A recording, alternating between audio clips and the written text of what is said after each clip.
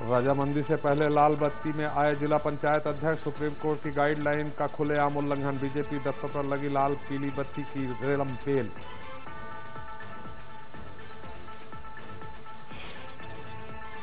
अपने जन्मदिन पर शिक्षक बनेंगे सीएम रमन सिंह, राजनांदगांव के हाई स्कूल में छात्रों की लेंगे क्लास, प्रदेश में शिक्षा का स्तर सुधारने पर देंगे संदेश। महासचिव दिग्विजय सिंह से मिलने पहुंचे कांग्रेस के असंतुष्ट नेता गोविंद गोयल, मानक अग्रवाल और पीसी शर्मा, आधे घंटे तक कमरे में हुई बातचीत। कल होगा 42 दागी आईएएस अफसरों की किस्मत का फैसला, अरुणा शर्मा के नेतृत्व वाली कमेटी करेगी कार्रवाई की सिफारिश पर फैसला। रायपुर अंबेडकर अस्पताल के 5 ऑपरेशन थिएटर बैक्टीरिया फैलने की शिकायत के बाद बंद, 5 दिन बाद होगा कल्चर टेस्ट, वैकल्पिक व्यवस्था करने में जुटा अस्पताल प्रबंधन। रायपुर में टोल नाके पर कांग्रेस कार्यकर्ताओं की नाकेबंदी, सड़क पर लेट कर किया चक्का जाम, कहा कमीशन खाने के चक्कर में प्रशासन डाल रहा है जनता पर बोझ। उज्जैन में 10 लाख की लूट पर नया खुलासा, हवाला कारोबार करने वाली अहमदाबाद की कंपनी ने ही रची थी साजिश, जांच के लिए पुलिस ने आयकर को लिखा पत्र। जबलपुर स्टेशन के बाहर अतिक्रमण हटाने पर जमकर हंगामा, निगम अमले के साथ हुई झूमाझटकी, दुकानदारों पर पुलिस ने भाजी लाठी। और इंदौर में भारत और साउथ अफ्रीका के बीच कांटे का मुकाबला, 248 का पीछा करते 6 अफ्रीकन खिलाड़ी पवेलियन लौटे, अक्षर पटेल ने झटके 3 विकेट।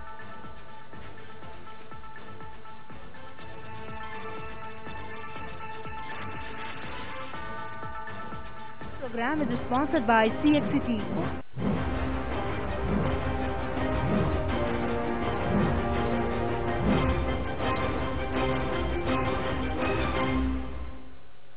तो दोस्तों, पंचायत राज व्यवस्था का सपना हमारे बापू ने देखा था।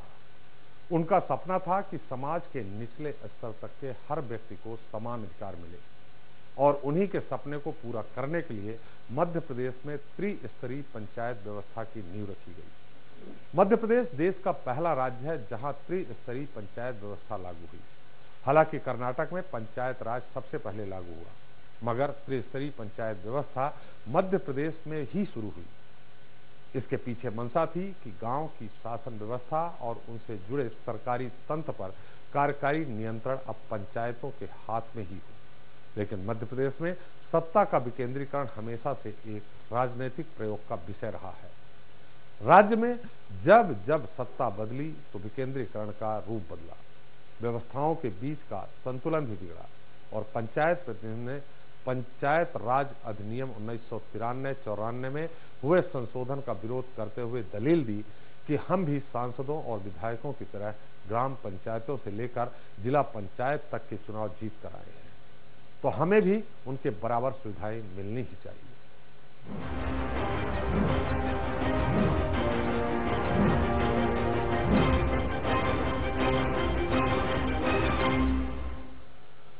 तो अपनी मांगों को लेकर आंदोलन का ऐलान कर चुके त्रिस्तरीय पंचायत राज संगठन को गले का फांस बनते देख सरकार और संगठन ने बुधवार को बीजेपी दफ्तर में बैठक बुलाई, जिसमें जिला पंचायत के अध्यक्षों की लाल बत्ती की मांग को हरी झंडी देने के साथ ही विकास के लिए राशि बढ़ाने का भरोसा दिलाया, जिसके तहत अब जिला अध्यक्षों को 2 करोड़ और जनपद पंचायतों को 1 करोड़ की राशि विकास के नाम पर दी जाएगी। वहीं वाहन भत्ता भी बढ़ाया जाएगा, लेकिन सरकार ने साफ कर दिया है कि मानदेय में बढ़ोतरी नहीं की जाएगी, क्योंकि सरकार की वित्तीय स्थिति अभी ठीक नहीं है।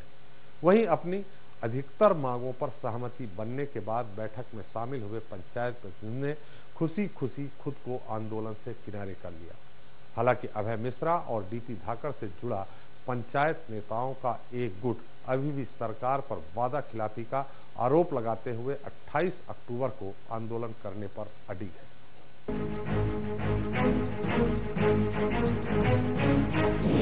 लाल बत्ती की लालसा और पंचायत प्रतिनिधियों का प्रपंच। जी हाँ, इन दिनों मध्य प्रदेश में गजब का पावर गेम छिड़ा हुआ है। जहां अपनी मांगों को लेकर पंचायत प्रतिनिधियों और सरकार के बीच शुरू हुआ टकराव थमने की बजाय बढ़ता ही जा रहा है और गर्म होते मौसम के साथ साथ सूबे की सियासत भी लगातार गर्माते जा रही है। यहाँ तक कि आंदोलन से जुड़े बीजेपी समर्थित पंचायत प्रतिनिधियों के दो गुट में बंट जाने के बाद भी घमासान कम होता नजर नहीं आ रहा है, जिसकी बानगी देखने को मिली बीजेपी प्रदेश अध्यक्ष नंद कुमार चौहान और पंचायत मंत्री गोपाल भार्गव की मौजूदगी में बुलाई गई प्रदेश भर के पंचायत प्रतिनिधियों की बैठक में। जहां सरकार के साथ खड़े पंचायती नेता बैठक में तो पहुंचे, लेकिन असंवैधानिक रूप से अपनी अपनी गाड़ियों में पीली बत्ती लगाकर, तो दूसरी तरफ सरकार पर वादा खिलाफी का आरोप लगाने वाले रीवा जिला पंचायत अध्यक्ष अभय मिश्रा समेत कोर कमेटी के बाकी सदस्य बैठक से नदारद रहे और अपनी मांगों पर अडिग रहते हुए 15 अक्टूबर से ब्लॉक स्तर पर ग्राम स्वराज रथ निकालने के साथ ही 28 अक्टूबर को भोपाल में घेरा डालो डेरा डालो आंदोलन की चेतावनी दी।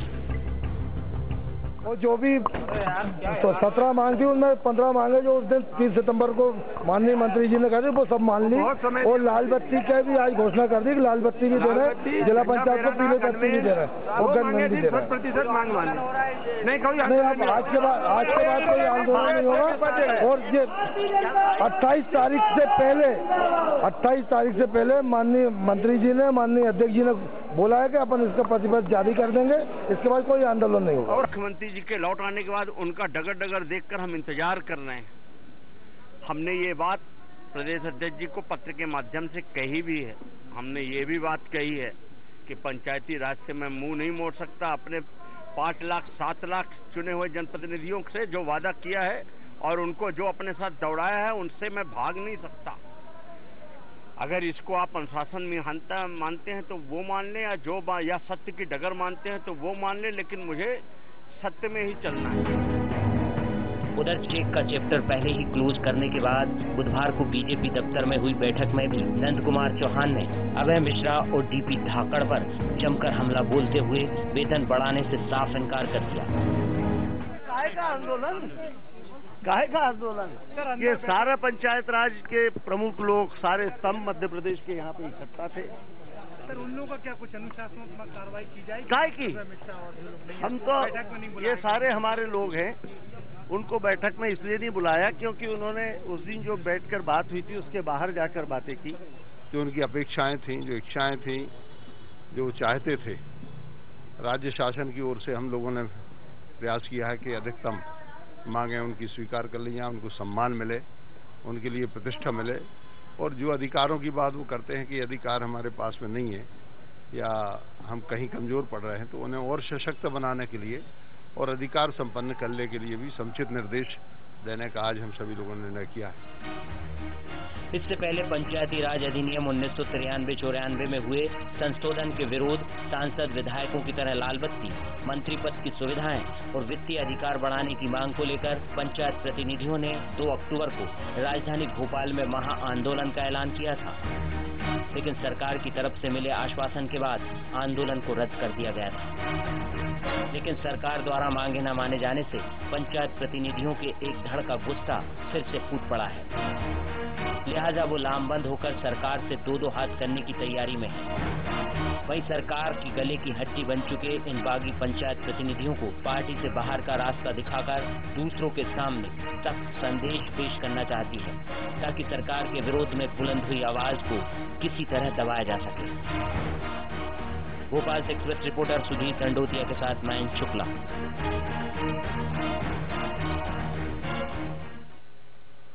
तो जब अधिकारों को लेकर हो तकरार, सियासी खींचतान में असल मुद्दों से भटक जाए जनप्रतिनिधि और जिम्मेवार और शुरू हो जाए आर पार का संग्राम, तो सवाल उठते हैं। पंचायत प्रतिनिधियों की लाल बत्ती की मांग कितनी जायज है? क्या पंचायत प्रतिनिधियों को वित्तीय अधिकार देने से बढ़ेगा भ्रष्टाचार? जनप्रतिनिधि और अफसरों के बीच मचे घमासान से क्या अवरुद्ध नहीं होगा विकास? तो इस मुद्दों पर बात करने के लिए हमारे साथ मौजूद हैं हमारे खास मेहमान। हम बता दें कि हमारे साथ बीजेपी के विधायक घनश्याम पिरोनिया आने वाले थे, लेकिन किसी कारण से वो अभी तक नहीं पहुंचे हैं। हमारे साथ हैं कांग्रेस नेता एवं पूर्व मंत्री राजा पटेरी जी। पटेरी जी, आपका बहुत बहुत स्वागत है हमारे इस खास कार्यक्रम में। हमारे साथ हैं जिला पंचायत अध्यक्ष देवास नरेंद्र राजपूत जी, जो भारतीय जनता पार्टी के हैं। राजपूत जी, आपका बहुत बहुत स्वागत है। और हैं हमारे साथ स्वराज एक्सप्रेस के विश्लेषक गिरिजा शंकर जी। गिरिजा जी, आपका बहुत बहुत स्वागत है। पहला सवाल हमारा नरेश जी आपसे ही, अब तो संतुष्ट हैं आप लोग? संतुष्ट हैं भाई साहब, बिल्कुल जी संतुष्ट हैं। जो मांगे हमारे प्रतिनिधियों ने जो आके यहाँ पे रखी भी थी, प्रदेश कार्यालय में जो आज की मीटिंग थी, जिसमें हमारे माननीय प्रदेश अध्यक्ष नंद कुमार सिंह जी चौहान थे, गोपाल जी भार्गव थे और अरविंद जी भदौरिया थे। उन्होंने सारी मांगे जो रख रहे थे जनप्रतिनिधि, उनकी ध्यान से सुनी। जो जरूरी था, जो उचित था, वो उसके माना, और जो बातें उनके द्वारा कही गई वो सही कही गई, और सब लोग जो आए थे यहाँ पर वो संतुष्ट थे। नरेश जी, ये तो 30 सितंबर को भी ये मांग ली गई थी, फिर दोबारा क्यों बुलानी पड़ी बैठक?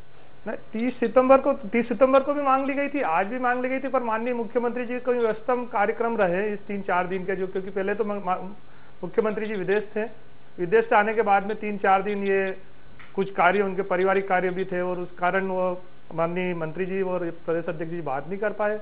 वो की वही बात आज हुई और मान ली गई। जी नरेंद्र जी, आप भारतीय जनता पार्टी से जुड़े हैं जी। अभय मिश्रा भी भारतीय जनता पार्टी से जुड़े हैं जी। लेकिन उनका कथन क्या है वो मैंने आपको दिखाया है। तो क्या आपका जो संगठन है वो दो फाड़ हो चुका है? नहीं वैसा कोई संगठन नहीं है हमारा। हमारा पूरा संगठन भारतीय जनता पार्टी है और उसके हम सिपाही हैं जी। हमारे अभय जी मिश्रा जी जो बातें कर रहे हैं वो किस हिसाब से कर रहे हैं, कहाँ पे कर रहे हैं, क्यों कर रहे हैं, उसका तो मुझे पता नहीं जी। लेकिन हमें जो नरेंद्र जी, आपने कहा कि अभय मिश्रा जी क्या बातें कर रहे हैं हमें पता नहीं। हम अभय मिश्रा से ही बात करते हैं, हमारे साथ फोन लाइन में जुड़े हैं। अभय जी, आपका बहुत बहुत स्वागत है इस खास कार्यक्रम में। आप मेरी आवाज सुन पा रहे हैं? जी सर, जी सर। जी अभय जी, एक हमारे साथ नरेंद्र राजपूत जी भी हैं जो देवास जिला पंचायत के अध्यक्ष हैं, और भी कई प्रतिनिधियों से आपके जो जिला पंचायत अध्यक्ष हैं, जो भारतीय जनता पार्टी से जुड़े जनपद अध्यक्ष हैं, उनसे बात हुई। उनका कहना है कि अब हमारा आंदोलन खत्म हो गया है, नंबर 1। दूसरी तरफ नंद कुमार सिंह चौहान जी ने, जो आप भारतीय जनता पार्टी से जुड़े हैं, आपके अध्यक्ष हैं, उन्होंने कहा कि अभय मिश्रा जी अपना अलग सुर बोल रहे हैं, उनसे कोई मतलब नहीं है। जी, क्या कहना आपका? वो हमारे बड़े हैं, हमारे अध्यक्ष हैं, वो जो कुछ भी बोल रहे हैं उसका हम स्वागत करते हैं, उसमें हम कोई कमेंट नहीं कर सकते। हमारी बस एक परेशानी है जी। हमारी एक परेशानी है कि पंचायती राज जैसे जो यूनियन लिस्ट, स्टेट लिस्ट और कॉन्करेंट लिस्ट बनी, यूनियन लिस्ट में केंद्र सरकार है, स्टेट लिस्ट में राज्य सरकार है, कॉन्करेंट लिस्ट में स्थानीय निकाय है, कोऑपरेटिव है और पंचायती राज है। स्थानीय निकाय कोऑपरेटिव जो है ये दलगत आधार चुनाव होते हैं और ये इनमें अधिकार जो के त्यों हैं, और जो हमारा पंचायती राज है वो दलगत आधारित चुनाव नहीं है। इसमें हम ये हमारा उसमें बिना दल का चुनाव होता है। तो मतलब भारतीय जनता पार्टी से आप नहीं जुड़े हैं? नहीं, भारतीय जनता पार्टी का मैं कार्यकर्ता हूं और सब मामलों में हूं, पर हमें संविधान का सम्मान करना चाहिए। संविधान जब हमारा लिख के दे रहा है कि इसका दलगत चुनाव नहीं होना चाहिए, तो पर्दे के पीछे भले हम उसको भारतीय जनता पार्टी का माने, पर फ्रंट पे हम ये कैसे कह सकते हैं? एक बात। नंबर 2 बात यह है कि हम तो मात्र 3 चीज चाह रहे हैं।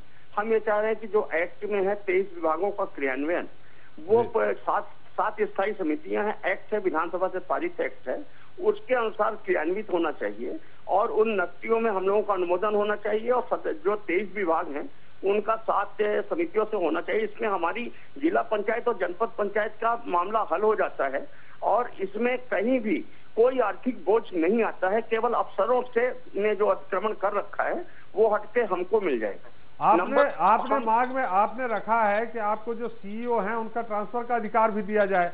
मंत्री जी का कहना है कि मेरे पास अधिकार नहीं, मुख्यमंत्री जी के पास है, तो आपको कैसे दे सकते हैं? तो समरी बोल रहे हैं, हमने बहुत सारी जो किताबों में लिखी मांग रखी, तो हम 3 बिंदु बस बोल रहे हैं। आप 3 बिंदु कर दीजिए ना, हम तैयार हैं। एक तो हमारे 23 विभागों का 7 समितियों से क्रियान्वयन अधिनियम के नियमानुसार कर दीजिए। दूसरा, सरपंचों का चेक पावर लौटा दीजिए, क्योंकि आंध्र प्रदेश जैसे स्मार्ट शहर जहां कंप्यूटराइज्ड है वहां भी सरपंचों का चेक पावर बहाल है क्योंकि वो अधिनियम में है। और तीसरा, पंचों को 1 दिन की मजदूरी दे दीजिए, क्योंकि पंच को कोई योजना का लाभ नहीं मिलता, वो एनआरजीए में भी काम नहीं कर सकता, ऐसा नियम है, तो उसको 1 दिन की मजदूरी दे दीजिए। 3 हम इतनी जरूरी और आवश्यक मांगे मांग रहे हैं, इसके बिना बताइए हम लोग चुनाव जीत कर भी आए हैं तो हम किस काम के?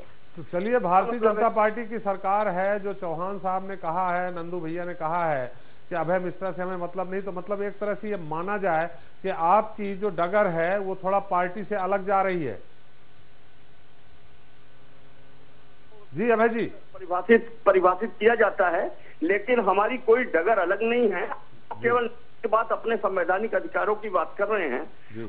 संवैधानिक अधिकारों की बात करना हमारे भारत देश में हमारा मौलिक अधिकार है, इसमें कोई ऐसी बात नहीं है जो बुरा लगने वाली बात है, और हम पार्टी का बाकी जगह पूरा सम्मान कर रहे हैं। पर हमको कम से कम इतना तो रखें कि हम सम्मान के साथ उस दिन जब अध्यक्ष जी ने कहा अगर हमारे मन में कोई अलग डगर होती और हमारे मन में कोई अलग से, लेकिन जो सुर है उससे तो लग रहा है, जब जैसा उन्होंने सबको बुलाया आपको नहीं बुलाया, तो उससे साफ दिख रहा है कि थोड़ा सा कहीं न कहीं अनुशासनहीनता वाला मामला है। हो सकता है वो ऐसा सोच रहे हों, लेकिन अपने मन में ऐसा नहीं है। अगर ऐसा होता तो 2 अक्टूबर का आंदोलन हम क्यों कैंसिल करते?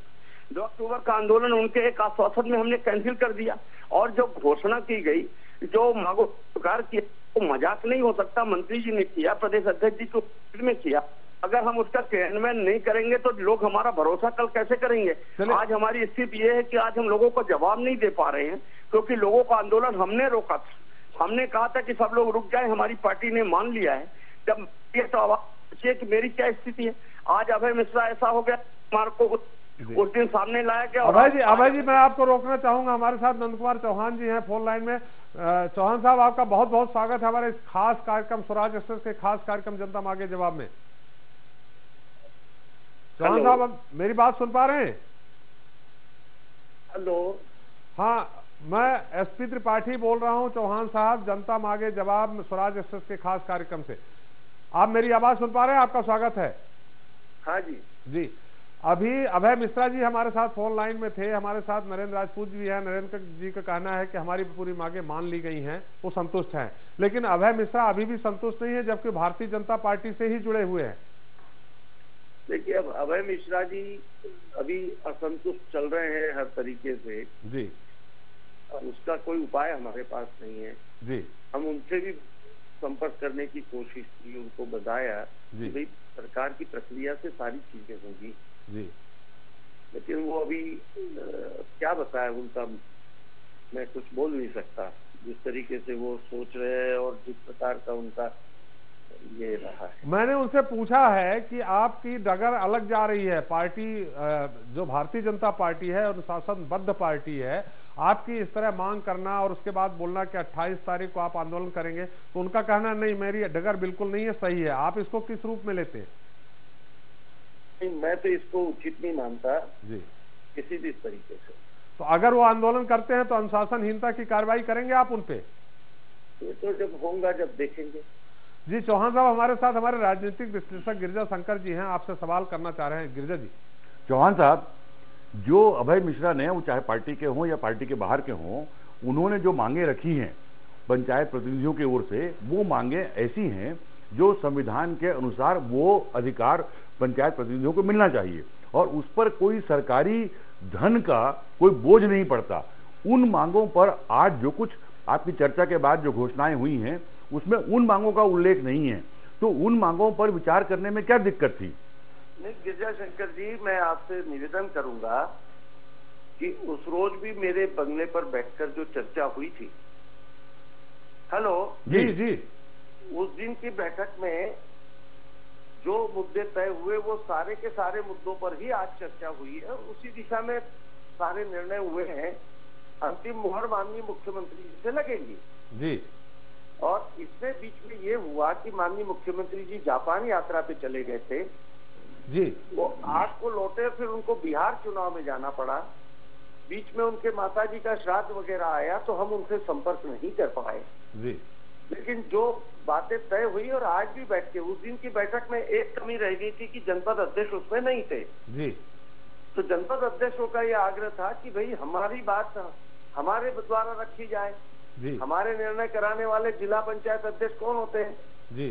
तो कुल मिला के हमने आज जिला पंचायत अध्यक्षों को भी, जनपद अध्यक्षों को भी और सरपंच संघ के भी प्रमुख लोगों को बुला लिया था जी, बिल्कुल, जिसमें कोई वित्तीय भार न पड़ते हुए और हमारे निर्वाचित जनप्रतिनिधियों का प्रभाव निर्माण कार्य में, विकास कार्य में उनकी भागीदारी का सुनिश्चित हो, उनके उस काम को अंजाम देने में उनको आसानी रहे, इस प्रकार के सारे निर्णय हो चुके हैं। जी जी, मतलब लाल बत्ती दे देंगे अब इन लोगों को आप? लाल बत्ती का तो मैटर ऐसा है साहब कि इसमें कुछ संवैधानिक चीजें सामने आएंगी, यदि देने में दिक्कत नहीं होंगी तो वो भी देंगे, लेकिन मुझे कुछ लोगों ने बताया है कि इसमें कुछ कठिनाइयां हैं, उसका सारा लॉ डिपार्टमेंट से और सामान्य प्रशासन उसकी सारी जानकारी लेगा। जी चलिए। सुप्रीम कोर्ट का बीच में एक जजमेंट आया है जी, उसमें उन्होंने कुछ चीजें क्लियर की है कि किसको दी जाएंगी, किसको नहीं दी जाएंगी। जी, तो अभय जी तो बिल्कुल अड़े हुए हैं कि 28 को आंदोलन करेंगे ही। अब ये अभय जी का उनका सोच है, लेकिन प्रदेश के लोग अब इस बात से सहमत है जी, और अधिकांश लोगों ने इस बात पे खुशी जाहिर की है। आज पूरे प्रदेश के अलग अलग अंचलों के सब प्रमुख लोग थे, और अभय जी जो करते हैं तो उसका क्या उपाय है मेरे पास? जो भारतीय जनता पार्टी के हैं, आप अध्यक्ष हैं, आप बहुत उपाय कर सकते हैं। अब देखिए, हम समझा ही सकते हैं साहब, उनकी पत्नी भी विधायक हैं भाजपा से। हाँ, तो अब वो समय आने पर जो योग्य होगा वो सबसे चर्चा करके करेंगे। जी चौहान साहब, आप हमारे साथ जुड़े इस खास कार्यक्रम में आपका बहुत बहुत धन्यवाद चौहान साहब। जी अभय जी, आपने सुना? हाँ मैंने सुना जी। तो ये मान के चलिए 28 का आंदोलन तय माना जाए, आप कर रहे हैं? मेरा एक निवेदन सुने आप। अगर मेरे मन में किसी तरह का पाप होता तो मैं 2 तारीख का आंदोलन क्यों निरस्त करता?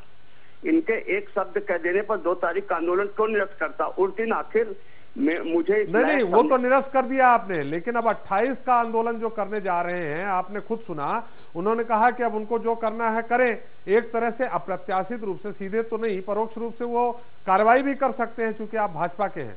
मैं बिल्कुल मानता हूं इस बात को, लेकिन आखिर हमने 5-7 लोगों के नेतृत्व में उस आंदोलन को रोका है, और 5-7 लाख लोग हमसे ये प्रश्न करते हैं कि आपने किस हैसियत से रोका, और अगर आपने रोका और इन्होंने घोषणा की है तो उसको आप क्रियान्वित करा के दीजिए। मैं क्या करूं? आप बताएं, मेरी जगह आप होते तो मैं क्या? नहीं, मैं आपकी जगह कैसे हो सकता हूं? आप जिला पंचायत अध्यक्ष हैं, मैं तो छोटा सा अपना सा पत्रकार हूं, लेकिन आप ये तय माने कि आप 28 तारीख को आप आंदोलन करेंगे? हाथ जोड़कर ये इतनी प्रार्थना है जी। नहीं, हमारा सवाल है 28 को आंदोलन करेंगे? आंदोलन हो रहा है, हमारे संगठन ने इसका निर्णय लिया है, और हमारी न्यायिक चीजें, हम तो कोई बोल डालने वाली बात भी नहीं कर रहे। हम तो केवल पंच को ये कहते हैं कि एक बैठक में 1 दिन की मजदूरी दे दें, सरपंच का चेक पावर दे दें, क्योंकि आंध्र प्रदेश जैसे स्मार्ट प्रदेश में लागू है। वो तो आपने बता दिया। अच्छा, चेक पावर लेने की अगर सीईओ दे रहा है, आप उनको निर्देशित कर रहे हैं, अगर वो चेक काट रहा है तो उसमें बुराई क्या है? नहीं, मैं चेक में नहीं चाहता, मैं चेक से कोई लेना देना हमको नहीं। हम केवल 7 समितियों से जो क्रियान्वयन है 23 विभागों का, जो अधिनियम में, हम केवल उसका निर्णायक उसमें चाहते हैं। हमें चेक पावर, फाइनेंशियल पावर से कोई लेना देना नहीं। हमको लाल बत्ती नहीं चाहिए, हमको ये सब चीजें नहीं चाहिए, हमको तनख्वाह बढ़ोतरी नहीं चाहिए। हमको केवल इतना छोटा सा चाहिए कि हमारा काम चल जाए, हम जनता का कुछ काम कर सकें, हम हंसी के पात्र न बने, हमें केवल इतना चाहिए। हम बिल्कुल वाजिब करें, अगर ठंडे दिमाग से सामने बैठ के सोचें तो दे दें हमको उत्तर कि हम कहाँ गलत बोल रहे हैं। और सबसे बड़ी बात यह है कि हमको ऐसा उलझा दिया गया है, अगर हमसे उस दिन क्यों करा दी गई घोषणा, जब हम इस लायक नहीं माने गए थे और हम बहुत खराब आदमी थे, तो हमसे घोषणा नहीं कराई जानी। बिल्कुल अभय जी, आपसे घोषणा नहीं करानी थी, लेकिन अब आप चूंकि चल पड़े हैं तो आप इस बात के लिए तैयार हैं कि ठीक है, अनुशासनहीनता का आरोप लगे तो लगे। इतने जनप्रतिनिधियों को मैं क्या जवाब दूं? नहीं, वो मेरा सवाल ये है कि अब आप चल पड़े हैं, जनप्रतिनिधियों के साथ आप हैं, तो जब आप चल पड़े हैं तो अब आपकी राह बिल्कुल अटल है, तो आप अनुशासनहीनता का डंडा का भी डर नहीं है अब आपको? नहीं, अनुशासनहीनता की डंडा अपनी जगह हो सकता है, लेकिन हम न्यायिक चीज, संवैधानिक चीज और भारत देश के मौलिक अधिकार और जो संविधान में है उसके लिए जो हम संकल्पित है, और पंचायती राज हमारा तीसरी तरह की संस्था है, वो लागू होनी चाहिए, उसके लिए हम समर्पित हैं। और हम इतना, और हम अड़ना नहीं चाहते, हम समझौतावादी रुख में इतना चाहते हैं कि हमारा काम चल जाए। चलिए, तो आप चौहान साहब से अलग से जाके बात करने जा रहे हैं क्या, अलग से? नहीं, हम बिल्कुल, हम तो गए ही थे बात करने, हमने 3 बार बात किया, और उन्होंने घोषणा की, मंत्री जी ने घोषणा की, मंत्री जी ने 17 सूत्री मांगों में से 15 सूत्री मांगी, तो सोच के ना घोषणा की होगी। अगर हम रोज इस तरह बदले तो हमारा कैसे करेंगे? बिल्कुल अभय जी, आप हमारे साथ जुड़े, हमारी शुभकामनाएं हैं, आपका आंदोलन सफल हो और आपकी मांगे पूरी हो। बहुत बहुत धन्यवाद आपका। राजा पटेरिया जी, आपके समय त्रिस्तरीय पंचायत प्रणाली लागू की गई थी, दिग्विजय सिंह ने लागू की थी। कर्नाटक में पहले पंचायत प्रणाली थी लेकिन त्रिस्तरीय यहाँ लागू हुई। अब जो भारतीय जनता पार्टी की सरकार में जो हो रहा है, इसमें सबसे बड़ी बात जो सामने देखने को आ रही वो ये है चेक पावर को लेकर। अभय मिश्रा जी भले कुछ कहें, सीओ के हाथ में पूरे अधिकार दे दिए गए। इनका मेन उद्देश्य, मेन लड़ाई है एक तो लाल बत्ती, दूसरी कि हमें जो ब्यूरोक्रेट्स है उसके नीचे दबा दिया गया है जनप्रतिनिधि। आपका क्या कहना है? देखिए, हमारा इस मामले में स्पष्ट दृष्टिकोण है कि जिस तरह के पंचायती राज का माहौल शिवराज जी की सरकार ने उड़ाया है, ऐसा अद्भुत उदाहरण कहीं हिंदुस्तान में देखने नहीं मिला। जिसकी भी राजनीतिक हत्या करना हो आज, उसको जिला पंचायत अध्यक्ष हो, चाहे जनपद पंचायत अध्यक्ष हो, चाहे सरपंच हो, यदि ये बन गया तो समझ लीजिए आगे की उसकी राजनीतिक यात्रा खत्म है। जनता उसको मानती है अपना चुना हुआ प्रतिनिधि। और पहले जिस तरह से जिला पंचायत अध्यक्ष या जनपद अध्यक्ष को जो पावर थे, चाहे सीओ को लेकर के हो, सीओ के अधिकार नीचे थे और जिला पंचायत जनपद पंचायत के अध्यक्ष के अधिकार ऊपर थे। यही हालत कमोबेश सरपंच के मामले में थी। ग्राम सभाओं को ताकत थी, विकास की योजनाएं बनाने के लिए सरपंच से लेकर जनपद पंचायत अध्यक्ष से लेकर के जिला पंचायत अध्यक्ष सक्षम थे। आज वो सारी चीजें खत्म कर दी गई हैं और उनके स्थान पर जो अधिकारी है वो रौब-दाब गांठ रहा है। भाई गिरिजाशंकर जी ने जो बात बताई वो एक स्पष्ट साफ कानूनी बात है कि इनको ऊपर कोई अतिरिक्त ना भार पड़ना है, ना इनके ऊपर कोई अतिरिक्त किसी किस्म की बात आना है। ये तो साफ नियत साफ नहीं है। भारतीय जनता पार्टी की नियत साफ ना होने के दुष्परिणाम है। नहीं, नियत यहाँ कहाँ आपको साफ नहीं लग रही? नियत इसलिए मामले में आप कल्पना करिए कि एक जिला पंचायत का अध्यक्ष जिसे कम से कम 15-20 जिला पंचायत सदस्य चुनते हो, उसके द्वारा स्वीकृत कराए हुए कार्यों को प्राथमिकता यदि कोई देता है तो वो देता है सीओ। उसके हाथ में नहीं है जिला पंचायत अध्यक्ष के। एक कोई अधिकारी को, कर्मचारी को, छोटे मोटे कर्मचारी को हटाना हो, रखना हो, उसके ऊपर भी अधिकार नहीं है। तो वो आदमी जो चुन के गया है, उस आदमी की हैसियत क्या है? फिर जो आदमी के लिए हैसियत कैसे बनेगी? हैसियत ऐसे बनेगी कि गांधी ने अपने दर्शन में ग्राम को एक इकाई माना था, ग्राम राज, और उसके तहत ही राजीव गांधी जी ने जो पंचायती राज का एक धारणा बना करके कानून बनाया था, उस कानून के तहत आज नैतिक दायित्व बनता है। प्रदेश में सरकारें किसी की भी हों, देश में सरकारें किसी की भी हों, उनको चाहिए कि इस मामले में यदि प्रजातंत्र को मजबूत बनाना है तो सारे अधिकार जिस तरह से उन्होंने उस कानून में बनाए हैं उनका अधिक से अधिक देने का काम करें। आज जब एक सचिव को भी नहीं हटा सकते, कोई योजना नहीं बना सकते, ग्राम सभा की स्थिति खत्म कर दी गई है, इन सारी चीजों को लेकर के जो अभय मिश्रा जी की मांगे हैं वो जायज है। परंतु जैसा कि अभी अभय मिश्रा जी की जो चर्चा चल रही है, अभय मिश्रा जी साहस नहीं कर पा रहे। अभय मिश्रा के लिए अभय मिश्रा जी को पार्टी से बाहर करवाएंगे। देखिए, जब आप जनता के अधिकारों की बात कर रहे हैं, जब आप 5-7 लाख लोगों की बात कर रहे हैं, तब फिर दल से हट करके भी आपको सोचना पड़ेगा। जहां प्रजातंत्र की बात सोच रहे हैं उसको भी सोचना पड़ेगा। वर्तमान में नंदू भैया जी जो वो बातें कर रहे हैं, इस संगठन के अध्यक्ष की हैसियत से कर रहे हैं। इसमें वो कह रहे हैं कि मुख्यमंत्री से चर्चा होगी। ये तो एक जबरदस्ती का टालने वाली बात हो गई।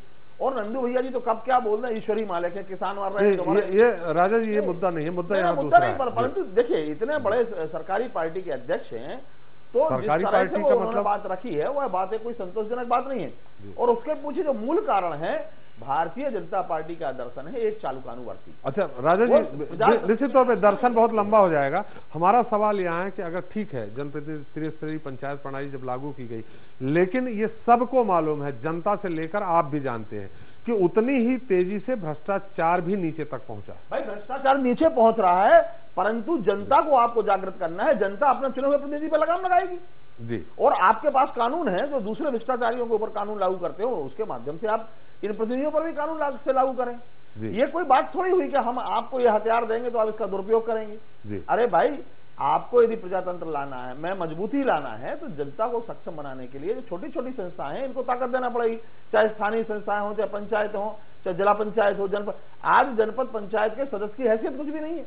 आज सरपंच अपने सचिव के सामने खड़ा रहता है वो सरपंच आज बस्ता लेकर के सचो के घर जाता है। आज आदरणीय अध्यक्ष जी बैठे हैं, अध्यक्ष जी को यदि कोई एक काम बता दे जनता का आदमी, तो मैं माननीय अध्यक्ष जी से पूछना चाहता हूं, वो काम कराने की स्थिति में नहीं है, 2 रोड स्वीकृत नहीं करा सकते। चलिए अध्यक्ष जी से ही पूछ लेते हैं, क्योंकि आपने कहा है गिरिजा जी से विशेष टिप्पणी लेने का समय हो गया, हम गिरिजा जी के पास चलते हैं। लेकिन हमारे साथ दर्शक हैं दमोह से प्रदीप राय जी।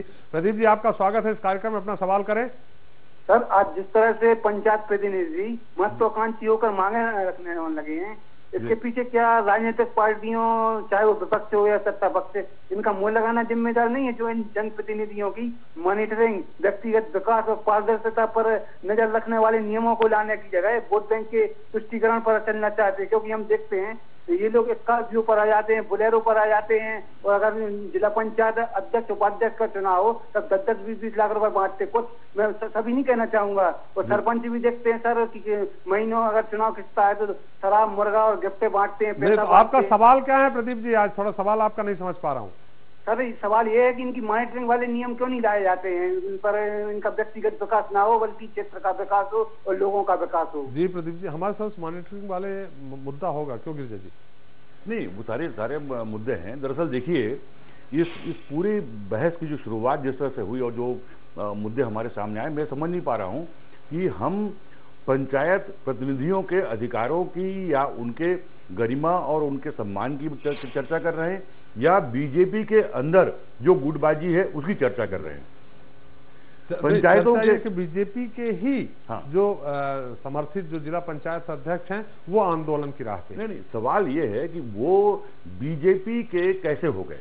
पंचायतों का चुनाव राजनीतिक आधार पर नहीं होता, इसीलिए नहीं किया जाता पंचायतों का चुनाव राजनीतिक आधार पर कि वो दलगत राजनीति में इन्वॉल्व न हो, और जो लोकतंत्र की बुनियादी सीढ़ी है पंचायत, वो कम से कम दलगत राजनीति से मुक्त होकर एक मजबूत सीढ़ी बने और लोक हित में काम करने की शुरुआत हो। अब यदि पूरे पंचायती राज की पूरी व्यवस्था की समस्याओं को यदि बीजेपी ऑफिस में तय किया जाएगा कि क्या हो क्या नहीं हो, तो मुझे लगता है कि ये पंचायती राज व्यवस्था के लिए बहुत शुभ संकेत नहीं है। ये और अलग मुद्दा। दूसरी बात जो है, यदि मान लीजिए यदि बीजेपी ये मानती है कि हमारे जो चुने हुए जो हमारे समर्थक हैं उनकी अपनी बात अलग सुनी जाएगी और जो उनकी पार्टी के समर्थक नहीं है वो अलग हैं, तो वो भी कोई बहुत अच्छी बात नहीं है। दरअसल पंचायती राज की मजबूती के लिए जरूरी ये है कि पंचायत प्रतिनिधियों की सारी समस्याओं को, सारी बातों को दलगत आधार पर विचार न करके उसको सरकार के स्तर पर विचार किया जाए।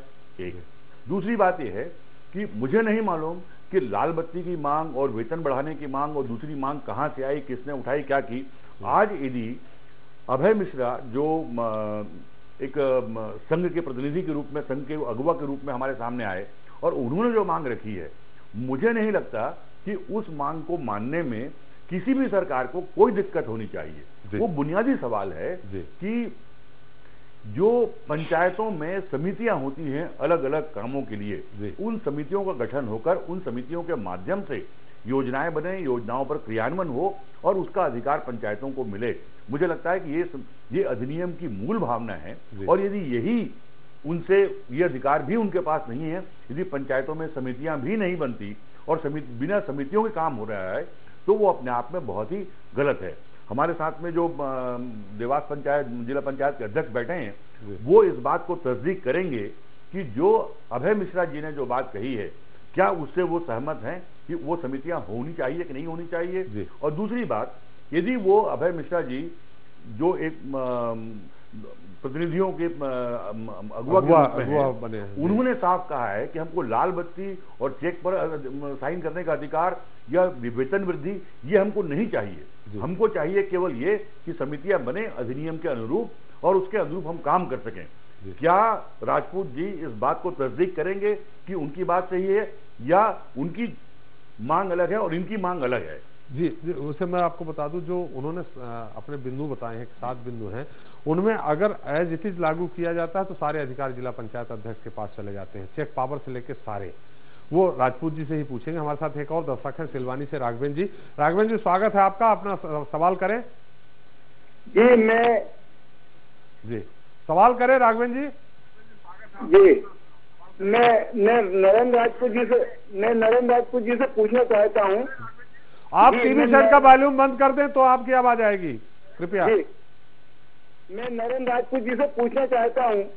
जी पूछिए ना। मैं नरेंद्र राजपूत जी से पूछना चाहता हूँ कि अभय मिश्रा ने जो 3 मांगे उठाई है वो क्या गलत है? पहली चीज। दूसरी बात मैं ये जानना चाहता हूँ, क्या ये ऐसी व्यवस्था से क्या लोकतांत्रिक आत्माओं पर नौकरशाही पुतले हावी नहीं हो रहे हैं? जी बिल्कुल, आपका सवाल सही है। हमारे साथ एक और दर्शक हैं छतरपुर से, अरविंद जी आपका स्वागत है इस कार्यक्रम में, अपना सवाल करें। जी मैं जो भी आज डिबेटर है उनसे पूछना चाहता हूँ जी कि इसमें आ रहा है कि पंचायत प्रतिनिधियों को यदि वित्तीय अधिकार दिए जाएंगे जी तो भ्रष्टाचार बढ़ेगा। जी तो क्या अभी भ्रष्टाचार कम है? वो अधिकारियों द्वारा हो रहा, अधिकारी और नेताओं में भ्रष्टाचार डिस्ट्रीब्यूट हो जाएगा। जी बिल्कुल, भ्रष्टाचार आप डिस्ट्रीब्यूट करना चाहते हैं, इसका उत्तर हम गिरिजा जी से लेंगे। लेकिन नरेंद्र जी, चूंकि गिरिजा जी ने सवाल उठाया, जो अभय मिश्रा जी ने जो अपनी बात कही है, राजा पटेरिया जी ने कही है, आप उसको कितनी तस्दीक करते हैं? राजा पटेरिया जी का कहना है कि आप खुद बताएं कि आपके पास कितना अधिकार है, क्या आप जो सीईओ है उसको आप बुला करके उसको निर्देशित कर सकते हैं, आपके कोई काम होते हैं? दूसरा, अभय मिश्रा जी ने जो बिंदु कहे हैं क्या वो गलत है? अभय मिश्रा जी ने जो भी बिंदु बताए उससे मैं सहमत हूँ, लेकिन अभय मिश्रा जी का जो तरीका रहा, मेरा सोचना है कि पहले हम पार्टी में बात करते, बैठते, माननीय मंत्री जी से बात करते, प्रदेश अध्यक्ष जी से बात करते, माननीय भार्गव जी से बात करते, वो बातें हमारी नहीं मानते और अगर किसी तरह से कुछ भी नहीं होता तो फिर अगला आंदोलन वो इस तरह की तैयारी। जब हमने पार्टी फोरम पे इस तरह की कोई बात ही नहीं रखी और बात रखी थी और बातें हुई थी, उसमें माननीय प्रदेश अध्यक्ष जी ने आज बताया कि सीएम का ये रहा, तो हमें कुछ थोड़ा इंतजार करना था। इतनी जल्दी भी क्या, हमारे पास 5 साल है। राजपूत जी से पूछना चाहूंगा कि जब पंचायतों के चुनाव राजनीतिक दलों के आधार पर नहीं होते तो फिर पंचायतों के मामले में पार्टी कहां से आ गई? आप पार्टी जो है, यदि पार्टी के आधार पर चुनाव होते तो पार्टी का डिसिप्लिन और पार्टी के बात आती। यदि आप चुनाव जीतते हैं इंडिपेंडेंट रूप से और पंचायती राज को चुनाव जीतने के बाद पार्टी के फोरम में ले जाते हैं, तो जो लोग आपकी पार्टी के मेंबर नहीं हैं उन जनप्रतिनिधियों को क्या होगा? नहीं भाई साहब, जितना भी चुनाव होता है, ये कहना गलत है कि पार्टी के फोरम तरफ चुनाव चिन्ह बने, चाहे कमल का फूल या नहीं रहा हो, लेकिन पार्टी का कहीं ना कहीं तो पूरा हस्तक्षेप रहता है। उसी के बाद ही आदमी जिला पंचायत अध्यक्ष बन पाता है, नहीं तो राजा जी उत्तर दे रहे जी। तो क्या है कि पार्टी का कहीं ना कहीं तो सपोर्ट रहता है, बिना सपोर्ट के आप अपने इतने बड़े पोस्ट पे नहीं पहुंच सकते, तो पार्टी का सपोर्ट तो रहा है। ये कहना गलत है कि हम पार्टी के उससे नहीं, हम उससे जीत के आए, हम पार्टी का सहयोग तो रहता है। जी चलिए ठीक है, सहयोग रहता है। अभय मिश्रा जी के जो बिंदु हैं, जो 7 बिंदु हैं, आपको उनका तो कहना है पूरे हुए नहीं, उसके बाद क्या आप आंदोलन से हट गए हैं? नहीं, हम तो आंदोलन में शुरू स्टार्टिंग से नहीं थे और ना कभी अभय मिश्रा जी से आज आपकी बात कर रहे हैं जो आज प्रतिनिधि थे भारतीय जनता पार्टी। आज जो जितने भी प्रतिनिधि थे वो अभय मिश्रा जी की बातें सही है, हम ये नहीं कह रहे कि अभय मिश्रा जी की बातें गलत है, लेकिन हमें पार्टी के अंदर पहले ये पूरी बैठ के बात होती और उसमें अगर कुछ राहत रहता तो बाकी आगे बात करते। पर आज अगर मान लो इस तरह से हम बात करें तो ये अच्छी बात है। अच्छा राजा जी ने सवाल उठाया है, क्या आपके पास, आपको लगता है, मन से लगता है कि क्या आप जिला पंचायत अध्यक्ष, पूरे जिले के आप अध्यक्ष हैं ग्राम पंचायतों के, आपके काम हो पाते हैं क्या? जैसा उन्होंने पहले कहा, सीईओ आपकी सुनता है क्या आपको नहीं लगता कि ब्यूरोक्रेट्सों का पूरा शासन चल रहा है? नहीं, बिल्कुल, ये हम उससे उनकी बातों से सहमत हैं कि अभी सीईओ, ये मान के चलो कि जितनी फाइलें आना थी वो फाइलें नहीं आती और फाइल नहीं आने के कारण सीईओ अपनी मर्जी से काम करता है। ये बातें सही है, हम उससे सहमत है, लेकिन ये बातें हम हमारे उससे पहले इसमें करना चाहिए कि क्या हमें वो अधिकार मिल रहे हैं और अधिकार कितने मिल रहे हैं। अगर वो जब बात मान ली गई है तो इसमें आंदोलन और इस तरह की कोई बातें ही नहीं होना चाहिए थी। तो उसमें मंत्री जी भी थे जिन्होंने माना? हाँ, मंत्री जी थे, बिल्कुल बराबर मंत्री जी थे। एक बात जानना चाहूंगा, आप उस बैठक में थे जिस बैठक में मंत्री जी थे और पार्टी के लोग थे और निर्णय जो हुआ और जो भी आपकी मांगे मानी गई उससे आप संतुष्ट हैं? मैं सिर्फ आपसे जानना चाहता हूं कि आप राजा पटेरिया जी कह रहे हैं कि जिला पंचायत की निर्वाचित प्रतिनिधि को या अध्यक्ष को वो अधिकार नहीं है, अधिकार सीईओ को है, और जो मांगे, जिन बातों की चर्चा अभय मिश्रा जी ने की, आप दोनों बातों से सहमत हैं? तो क्या जिन बातों से आप सहमत हैं उन बातों पर आज की बैठक में जो आपकी बातें मानी गई है वो दोनों बातें मान ली गई है या नहीं मानी गई? नहीं मानी गई। यानी कि अब सीईओ को वो अधिकार नहीं होंगे जो आप अभी हैं, और जो पंचायतों में 7 कमेटियां बननी हैं वो सारी कमेटियां बनेंगी, ये बातें मान ली गई है। नहीं ये जो कैसे कुछ नहीं है ऐसी चीजें। राजेश एक मिनट, चूंकि उन्होंने सवाल किया है, उनका नरेंद्र जी का उत्तर आने दीजिए। नरेंद्र जी संतुष्ट हैं आप? पूरी बातें मान ली गई हैं? हाँ, बातें मान ली गई, संतुष्ट जी, ठीक है। राजेश जी, जहां तक आप दलगत वाली बात है, गिरिजा जी ने भी उठाई है, आप भी कह रहे हैं कि दलीय राजनीति के आधार पर जिला पंचायत का अध्यक्ष का चुनाव नहीं होता। मैं इस बात का गवाह हूं, आप भी गवाह होंगे। जब मध्य प्रदेश छत्तीसगढ़ एक था, त्रिस्तरीय पंचायत प्रणाली लागू की गई थी, मुख्यमंत्री दिग्विजय सिंह जी थे, उन्होंने गिनती करके प्रेस कॉन्फ्रेंस ली थी, बताया था कि इतने लोग कांग्रेस के जिला पंचायत अध्यक्ष बने हैं। आज कैसे आप मैं इसके बारे में, मैं चूंकि उस समय पूरे बुंदेलखंड का इंचार्ज था जी, दिग्विजय सिंह जी ने जो बोला था वो ये बोला था कि इतने अध्यक्ष जो जीते हैं समूचे मध्य प्रदेश में वो कांग्रेस समर्थित प्रत्याशी हैं, कांग्रेस ने उनको समर्थन भी दिया है, और जो जीते हैं उन्होंने कांग्रेस के प्रति निष्ठा व्यक्त की है। वही तो मुझे पूरा तो बोलने दीजिए साहब। जो माननीय नंद कुमार जी बोल रहे हैं, जैसे आदरणीय गिरिजा जी ने बोला, ये बात बहुत बड़ी बात है। जब समूचे राजनीतिक दल जो हो, चाहे कांग्रेस हो, चाहे बीजेपी हो, सीपीएम हो, कोई भी पार्टियां हो, आज सबसे बड़ी बात यह है कि पंचायती राज को के माध्यम से यदि प्रजातंत्र को मजबूत करना है तो हमें दलगत चीजों से थोड़ा सा हट करके सोचना पड़ेगा। आज बीजेपी के ऑफिस में जब ये काम हो रहा है तो बीजेपी के द्वारा किया जा रहा है। आज जैसे मान लीजिए अभय मिश्रा जी जो बात कर रहे हैं, वो साहस के साथ उनको यह कहना चाहिए, मैं उनका स्वागत करता हूं, थोड़ा साहस और वो बढ़ाए कि मैं बीजेपी का कार्यकर्ता हूं और रहूंगा। नहीं, ठीक है, नहीं, मैं भाजपा का कार्यकर्ता हूं और रहूंगा। आप निकाले या ना निकाले ये आप तय करें, परंतु वो जो कहे मिश्रा जी, मैं मिश्रा जी की बात कर रहा हूँ, मैं मिश्रा जी, मैं ये कहना चाह रहा हूं कि अभय मिश्रा जी को साफ स्टैंड ये लेना चाहिए कि जो संविधान के तहत जो पंचायती राज में हमारे चुने हुए प्रतिनिधियों को अधिकार दिए गए हैं, उन अधिकारों को लेने के लिए मैं लड़ाई लड़ रहा हूं। मैं बीजेपी के खिलाफ नहीं हूं। वही तो बोल रहे हैं, वही बोल रहे हैं। देखिए, सवाल आज इस बात का है कि यदि पंचायती राज को मजबूत बनाना है तो हमें इस दिशा में काम करना पड़ेगा। परंतु मेरी ऐसी दृढ़ मान्यता है, शायद गिरिजा जी इससे सहमत होंगे, भारतीय जनता पार्टी का सोच जो है, आरएसएस का जो सोच है कि एक चालुकानुवर्ती सिस्टम में वो आस्था रखते हैं और उनकी प्रजातंत्र में आस्था नहीं है। वो पावर को सेंट्रलाइज करना चाहते हैं, डिसेंट्रलाइज नहीं करना चाहते। आज जैसे मंत्री आपने कहा कि मैं पटेरिया जी आपसे ये जानना चाहता हूं कि क्या जिस तरह से जो चुनाव होते रहे पंचायत के, जैसा आपने खुद कहा कि कांग्रेस समर्थित भी रहे और अन्य दलों के समर्थित भी रहे, मान लिया कि वो पार्टी के नहीं थे, क्या आज के पंचायतों में जो चुने हुए लोग हैं, पंच से लेकर जिला पंचायत के अध्यक्ष तक, क्या कांग्रेस के समर्थित कोई नहीं है?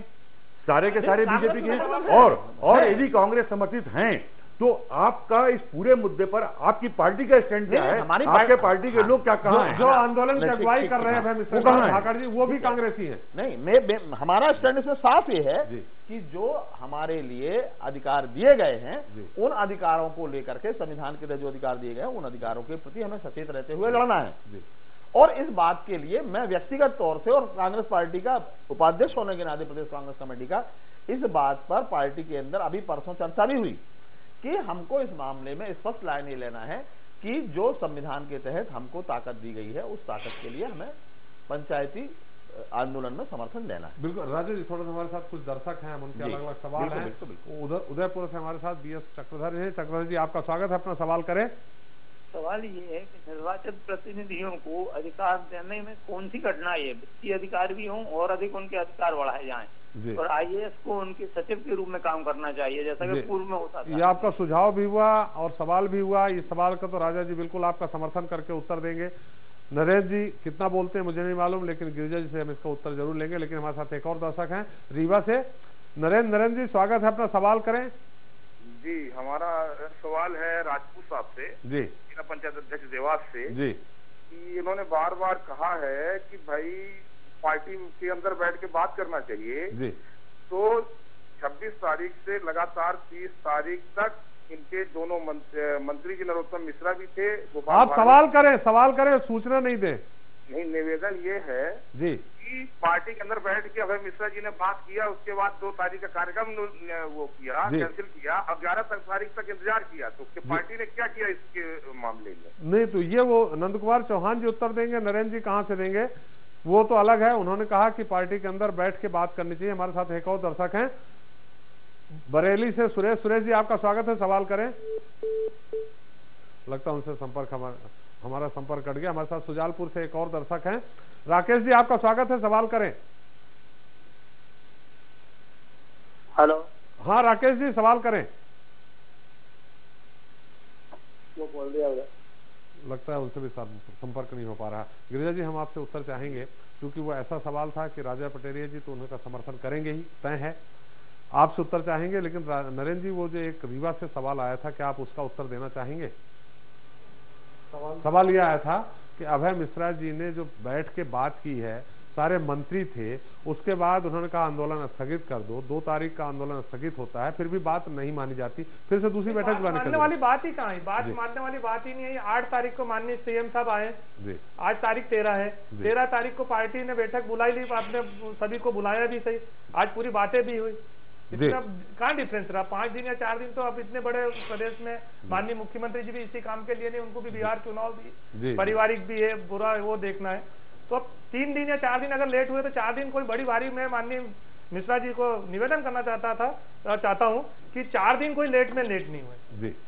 4 दिन का समय कम से कम 10 से 15 दिन का समय दिया जाना चाहिए इतने बड़े मामले में। कोई छोटी मोटा एक वो प्रदेश नहीं, पूरा जो डिसीजन इतना लेना कि इतने 51 जिला पंचायत है, बाकी पंचायतें हैं। जी नरेंद्र जी बिल्कुल सही बात कही आपने। वैसे पार्टी के अनुशासनबद्ध सिपाही हैं आप, भले जिला पंचायत अध्यक्ष हैं, लेकिन आप अभय मिश्रा से इस बारे में बात करेंगे कि आप आंदोलन स्थगित करें?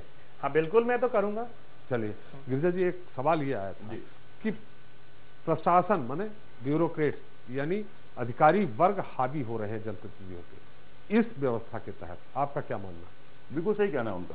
दरअसल जो संविधान में व्यवस्था है, कार्यपालिका, न्यायपालिका और विधायिका, वही व्यवस्था पंचायती राज पर लागू है। और जो पूरी रस्साकसी है, आप यदि राज्य स्तर पर देखें तो भी और ग्राम पंचायत स्तर पर देखें तब भी अक्सर आपको सुनने को मिलेगा कि मुख्यमंत्री पर सारे अधिकारी हावी रहते हैं और अधिकारी अपने स्तर पर निर्णय लेते हैं, मंत्रियों की कुछ नहीं चलती। लगभग वही स्थिति पंचायतों की है। और ये सही है कि ये जो संतुलन अधिकारियों और जनप्रतिनिधियों के बीच शासन चलाने में होना चाहिए, वो संतुलन बार बार बिगड़ता है। और इसीलिए दिक्कत ये होती है कि जनप्रतिनिधियों को जो अधिकारों की बात की जाती है उनके द्वारा, वो सिर्फ इसीलिए होती है ताकि वो संतुलन बना रहे। और ये भी बिल्कुल सही है कि जो अधिकारी हैं या हमारा तंत्र है, वो जनप्रतिनिधियों को अधिकार संपन्न बनाने के प्रति कभी भी सचेत नहीं रहा। उसकी हमेशा कोशिश ये रही कि जनप्रतिनिधि अधिकार संपन्न न हो। इस रस्साकसी की जो सूरत है वो हम राज्य की राजनीति में देखते हैं, केंद्र की राजनीति में देखते हैं और ग्राम पंचायत की राजनीति में देखते हैं। जहां तक सवाल करप्शन की बात एक ने उठाई कि नीचे लेवल तक करप्शन होगा, 22-23 साल का अनुभव हमको हो रहा है पंचायती राज को लेते हुए हमारे कम से कम मध्य प्रदेश में, और त्रिस्तरीय पंचायत लागू है। इस त्रिस्तरीय पंचायत लागू होने के बाद जो भी गड़बड़ियां हुई, करप्शन हुआ, वो पकड़ में भी आया, उस पर कार्रवाई भी हुई। और मुझे ये बहुत इस बात को लेकर अफसोस है कि तमाम कार्रवाइयों के केंद्र में हमारे चुने हुए जनप्रतिनिधि ही रहे, अधिकारी कम रहे। तो ये दरअसल सोच ही हमारी लोकतंत्र के खिलाफ है कि यदि लोकतांत्रिक तरीके से संस्थाओं के लोग चुन के आएंगे तो करप्शन होगा, और वो नहीं चुने जाएंगे तो करप्शन नहीं होगा। ये सोच ही लोकतंत्र के खिलाफ है। जब लोकतंत्र में हमारी व्यवस्था है तो उस इविल से लड़ने के तरीके ढूंढने होंगे, लेकिन उसके लिए हम जनप्रतिनिधियों को उनके अधिकारों से वंचित करें या उन संस्थाओं में लोकतंत्र की स्थापना न होने दें, ये सोच बहुत गलत है। तो इसलिए मुझे भी लगता है कि पूरी पंचायती राज व्यवस्था को 20-22 साल हो गए इसका अनुभव, इस अनुभव के आधार पर एक अध्ययन होना चाहिए कि इन 20-22 सालों में हमारे पंचायती राज व्यवस्था कितने बेहतर ढंग से काम कर रही है, नहीं काम कर पा रही है तो उनकी दिक्कतें क्या है, और जो पंचायती राज व्यवस्था के अनुकूल जो एक अवधारणा बनाई गई थी, एक कल्पना की गई थी कि हमारे गांवों का एक विकास जिस तरह से होगा और जिस तरह से हमारे यहाँ लोकतंत्र का एक नेतृत्व उभरेगा, गिरिजा जी उसमें गिरिजा जी यहाँ ये बात ये आती है, कांग्रेस के शासनकाल में सारी व्यवस्थाएं थी, लेकिन जब ये इसका संरचना रखी गई, अधोसंरचना रखी गई, उस दौरान भी ब्यूरोक्रेट्स के ही हाथ में चेक पावर थे। नहीं, बिल्कुल। देखिए, कांग्रेस और बीजेपी का सवाल नहीं है। मैंने जैसा आपसे पहले कहा कि ठीक है, क्योंकि दिग्विजय सिंह जी थोड़े प्रगतिशील सोच के नेता रहे हैं, तो उन्होंने इस बात की अगुवाई की कि त्रिस्तरीय पंचायत मध्य प्रदेश में सबसे पहले लागू हो, उन्होंने अगुवाई की। लेकिन उस दौर में भी हम देखते हैं कि संविधान सम्मत जो व्यवस्थाएं हैं, जितने अधिकार पंचायती राज को मिलना चाहिए, उसके लिए जो नियम कानून जो राज्य के स्तर पर बनने चाहिए, उसमें बहुत कुछ नहीं बन पाया उस दौरान भी। और धीरे धीरे यही भावना बनती गई कि जो जनप्रतिनिधि हैं उनको अधिकार संपन्न न बनाया जाए और अघोषित रूप से पंचायती राज व्यवस्था को कमजोर करने की कोशिश की गई। ये सवाल बीजेपी और कांग्रेस का नहीं है, दरअसल मूल रूप से हमारे लोकतांत्रिक व्यवस्था के प्रति हमारी आस्था का है। और वो आस्था, चाहे वो दल कोई भी हो, उस दल के भीतर भी और दल के बाहर जो हमारा तंत्र है, हमारी जो नौकरशाही है, वो खुद ये नहीं चाहती। और इसीलिए आज 22 साल बाद भी यदि हमारी पंचायती राज व्यवस्था उस कल्पना के अनुरूप परिणाम देने लायक नहीं बन पाई है, तो उन कारणों पर विचार करना चाहिए और दलगत आधार से मुक्त होकर इस पर उस व्यवस्था को कारगर करने की कोशिश करनी चाहिए। जनप्रतिनिधियों के अधिकार और नानाधिकार या उनके भत्ते और उनके लाल बत्ती और पीली बत्ती, ये सवाल नहीं है। सवाल ये है कि जो पंचायती राज व्यवस्था है उसको मजबूती के साथ किस तरह लागू किया जाए, इस पर विचार किया जाना चाहिए। नहीं, तो विचार क्या हो सकता है, कैसे मजबूत हो सकते हैं? मजबूत होने का सिर्फ एक तरीका है, मुझे तो ये समझ में नहीं आया, चुने हुए जनप्रतिनिधियों को भी आंदोलन करना पड़ता है सरकारी कर्मचारियों की तरह। ये बहुत ही अजीब स्थिति है और हमारे लिए बहुत अफसोसजनक है। कल हमारे विधायक भी आंदोलन करना शुरू कर देंगे कि हमको अधिकार चाहिए, हमको अधिकार नहीं चाहिए। तो दरअसल ऐसी स्थितियों को पहली बात तो टालना चाहिए।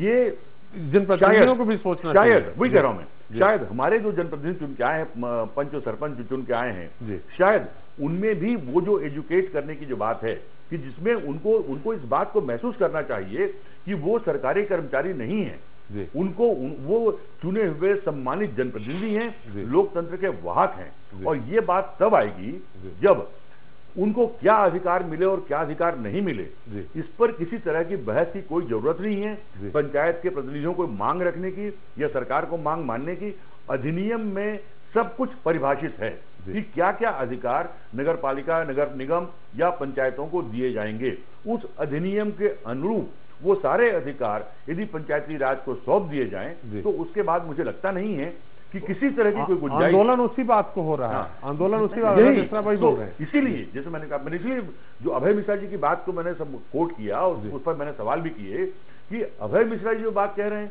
उसमें असंवैधानिक कुछ भी नहीं है। तो ऐसी जो संवैधानिक बातें हैं उनको मनवाने के लिए आंदोलन क्यों करना पड़ रहा है? सरकारों के स्तर पर ये इस बात का परीक्षण होना चाहिए कि अधिनियम के अनुरूप जो अधिकार पंचायती राज प्रतिनिधियों को मिलना है वो यदि नहीं मिला है तो क्यों नहीं मिला है। वो जो ब्यूरोक्रेसी का जो अड़ंगा है उसको पॉलिटिकल लीडरशिप को खत्म करना चाहिए। और जब तक अधिनियम के अनुरूप उनको अधिकार नहीं मिलेंगे वो अपने काम को ठीक से कर नहीं पाएंगे। और लिहाजा यही होगा कि वो अपने आप को एक सरकारी कर्मचारी मानकर लाल बत्ती और तनख्वाह बढ़ाओ जैसी मांगों को लेकर आंदोलन करेंगे, जो लोकतंत्र के लिए बेहतर नहीं है। नहीं, बिल्कुल। राजा जी आप निश्चित तौर पे उत्तर जो गिरिजा जी ने कहा उसका पूरा आप समर्थन कर रहे हैं, करेंगे भी। हमारे दो सवाल हैं यहाँ। एक तो चाहे कांग्रेस के भी 10 साल शासन में थे और 10 साल 12 साल इनके भी थे। गिरिजा जी ने जो सवाल उठाया है कि आप मजबूत नहीं कर पाए, आपने भी किया, मजबूत कैसे हो? शंकर जी की मैं धन्यवाद ज्ञापित करना चाहूंगा कि उन्होंने अपने वक्तव्य में साफ जाहिर किया कि दिग्विजय सिंह जी ने प्रगतिशीलता के मामले में, उदारवादिता के मामले में, प्रजातंत्र के पक्ष के मामले में बहुत सारी चीजें वो की थी जो आज उन चीजों का स्वरूप ही खत्म कर दिया गया है। नहीं, 10 साल आप भी थे, किया था। अगर अधिकार संपन्न पूरा था तो उसमें कर देते। नहीं, आप देखिए, मैं इस बात को स्वीकार कर रहा हूं कि जितना गिरिजा शंकर जी कह रहे हैं, जो हमारे समय में था, मैं भी उस समय मंत्री था, मैं प्रभारी मंत्री भी रहा, जिला सरकार भी रही, आपके खनिज गौड़ खनिज के मामले थे, उनकी रॉयल्टी बाकायदा पंचायतों को मिलती थी। सचिव के मामले में स्वतंत्रता थी, जो आपका कलेक्टर होता था, जो सीओ होता था, वो आपके जिला पंचायत के अधीन रहता था, उसको योजनाएं बनाने के अधिकार थे, ग्राम सभा में अनुमोदित करने के अधिकार थे, जो पंचायत की समितियां थी उनको भी ताकतवर बनाया जा रहा था। वो शुरुआती दौर था पंचायती राज का। 10 साल तक जब मैंने शुरुआती दौर से हम लोगों ने जो कोशिश की, उसमें सने सने हमने विकास किया। आज तो सवाल ये खड़ा हो गया है कि माननीय अध्यक्ष जी यदि चाहें और किसी चीज को बोलें तो ये जरूरी नहीं है कि सीओ माने। आज सीओ एक उस समय कैसे जरूरी था? उस समय मान लेता था। अरे भाई मैं 5 जिला सरकारों का अधिकृत मंत्री था और 50 काम मैं ऐसे गिना दूं, आज आपका समय खत्म हो रहा है, कि जिन कामों को आज मंत्री नहीं कर पाता है, उस समय जिला पंचायत का अध्यक्ष और जिला सरकार का जो प्रभारी मंत्री रहता था वो करता था। आज जितनी ताकत पंचायती राज के माध्यम के समय में, दिग्विजय सिंह जी के समय में मिली थी, उसका तो आज स्वरूप ही विपरीत हो गया। आज जिला पंचायत अध्यक्ष तो भटकता है साहब। यदि उसको अपने सचिव को हटाना है, पंचायत के सचिव को हटाना है, मैं ये कानून संविधान की बात नहीं कर रहा, व्यवहारिक दृष्टिकोण से बात कर रहा हूं, तो एक सचिव को हटाने के लिए भी जिला पंचायत के अध्यक्ष महोदय को सीओ के पास 5-5 बार जाना पड़ता है। मैं अपने दमों में देखता हूं, पन्ना में देखता, खतराऊ कटनी में देखता हूं, जो मेरा संसदीय क्षेत्र है। उस समय हटाने का अधिकार थे, हम लोगों के सुझाव से हटाए जाते थे। राजा जी लिखित तौर पे सीओ को या उसको हटाने का अधिकार जिला पंचायत अध्यक्ष पास नहीं था। जो ब्यूरोक्रेसी के ताकतवर होने का, आज ब्यूरोक्रेसी इतनी ताकतवर है कि मुझे इस बात को कहने में कोई हिचक नहीं है कि मुख्यमंत्री जी आज उसके सामने असहाय पाए जाते हैं। उनकी की गई घोषणाएं भी लागू नहीं हो पाती। आज मंत्रिमंडल के जो 2500 सदस्य जो व्यक्तिगत चर्चा में बोलते कि भैया हमारी पीएस सुनते ही नहीं है। ये अलग मुद्दा है, ये राजनीतिक बयान है। ये राजनीतिक अगर उनकी घोषणाओं पे अमल नहीं होता है तो तीसरी बार जीतते कैसे? अगर घोषणाओं पे अमल नहीं होता तीसरी बार जीतते कैसे? जितना अकेला ही सारी लोकप्रियताओं का मामला नहीं है, वो एक अलग आज की डेट में चुनाव जीतना ही लोकप्रियता हो गया है पूरी तरह से। वो फिर अलग बात। मैं ये कहना चाहता हूँ, अफसरशाही पर लगाम लगा करके सारे राजनीतिक दलों की इस मामले में, पंचायती राज के मामले में कॉमन कंसेंसस होना चाहिए, क्योंकि जयशंकर जी और सारे राजनीतिक दलों को ताकत के साथ इसको लागू करवाना चाहिए। कि जो ब्यूरोक्रेसी का दबाव था या जो पंचायती राज व्यवस्था कांग्रेस की रिजिम में पूरी ब्यूरोक्रेसी से मुक्त थी और अब उसके अधीन हो गई है, मामला ऐसा नहीं है। खुद राजा जी आपका राजनीतिक बयान है। राजा जी आप अपने प्रमुख सचिव से पूरी तरह संतुष्ट है? सारी बातें मानते थे? मेरे समय में तो सचिवों ने कभी हिम्मत नहीं की, ना मेरे प्रमुख सचिव ने हिम्मत की। मैं क्योंकि जो लॉ हमारे जो पावर दिए है उसको बाध्य है प्रमुख सचिव मानने के लिए। त्रिपाठी जी, मैं पटेल उसमें समय समाप्त हो रहा, नरेंद्र जी को भी मौका। मैं पटेल जी एक निवेदन आपसे करना चाह रहा हूँ कि आपकी शासन काल में भी मैं 95 से उप सरपंच से मैं पंचायती राज में उप सरपंच, सरपंच, जनपद और जिला पंचायत सदस्य और अध्यक्ष रहा, फिर पिछले 25 साल से रहा। आपके शासन काल में पिछले 10 साल में फिर पिछले पंचायतों में पैसा ही नहीं आता था, मुश्किल से पैसा पूरे साल में 20 से 25 हजार रुपया। अरे वो तो पैसा जितना दिल्ली सरकार से आएगा अधिकारों वाली कोई बात ही नहीं थी उस टाइम से। किसी तरह का एक जनपद को पूरे साल में 2 से 3 लाख रुपए आज करोड़ों रुपए मिलता था, उसको बराबर बांटते थे। जितना मिलता था उतना हम लोग बांटते थे, देते नहीं आते ही मुश्किल से 25,000 एक साल में 25,000। हमारे समय में राशि आती थी और आज जो राशि आती है उसमें 50 गुना ज्यादा आती होगी। आज 50 गुना का अंतर है। और आज जो विकास हो रहा है वो आज विकास आज पंचायत का चारों तरफ आपकी सरकार की सारी जिला पंचायतें सारे के सारे लोग झंडा लेके क्यों खड़े हुए हैं? कहाँ पे झंडा? पूरा झंडा लिए खड़े हैं। ये असंतुष्ट लोग कुछ लोग हैं और आप ही के पार्टी के बीजेपी का बीजेपी का ये अध्यक्ष है, वो हमारा कहना है मान जायज है, लेकिन हमारे पहले घर में मांगी जाएगी। आपके अधिकांश लोग जो हैं जो आपका विद्रोह आपकी सरकार के खिलाफ झंडा के लिए खड़े हुए हैं। नहीं वो इसका मतलब है कि कानून सम्मत जो चीजें हैं, संविधान सम्मत जो चीजें हैं उनको क्रियान्वित करने का काम, क्योंकि भारतीय जनता पार्टी की आस्था प्रजातांत्रिक व्यवस्था में नहीं है। मैं खुल के आरोप लगा रहा हूँ, वो केंद्र एक चालू कानूनवर्ती व्यवस्था चाहते केंद्र हो, वो मजबूरी है भाई आज उनकी। चलिए मुद्दा अब चूंकि दूसरी तरफ चला गया है, भारतीय जनता पार्टी और कांग्रेस की तरफ चला गया है, मुद्दा यहाँ नहीं रह गया है कि जिला पंचायत अध्यक्ष या सरपंच होता है। ये तो उनको लाली राजा जी नरेंद्र जी, हमारा समय समाप्त हो चुका है। हम फिर इस मुद्दे को रखेंगे और आप दोनों लोगों की फिर बहस जनता सुनना चाहेगी। राजा जी आप हमारे साथ इस कार्यक्रम में जुड़े, बहुत बहुत धन्यवाद। नरेंद्र जी आपका बहुत बहुत धन्यवाद। गिरिजा जी आपका भी बहुत बहुत धन्यवाद। तो दोस्तों, आपने देखा अधिकारों की जंग को लेकर क्या कुछ हो रहा है। बीजेपी समर्थित पंचायत प्रतिनिधि ही तमाम अधिकारों और लाल बत्ती की लालसा को लेकर कैसे सरकार के खिलाफ ही मोर्चा खोला। हालांकि पंचायत प्रतिनिधियों में फूट पड़ने के बाद एक दल तो सरकार के समर्थन में आ गया है, लेकिन दूसरा दल अभी भी सरकार के खिलाफ लामबंद है और आगामी 28 तारीख को आंदोलन की तैयारी में जुटा हुआ है। एक तरफ सूबे में सूखे का संकट किसानों की कमर तोड़ रहा है, वो दाने दाने को मोहताज है और कर्ज के भंवर जाल में फंसकर जिंदगी की जंग हार रहे हैं। तो दूसरी तरफ हमारे जनसेवक अपनी सहूलियत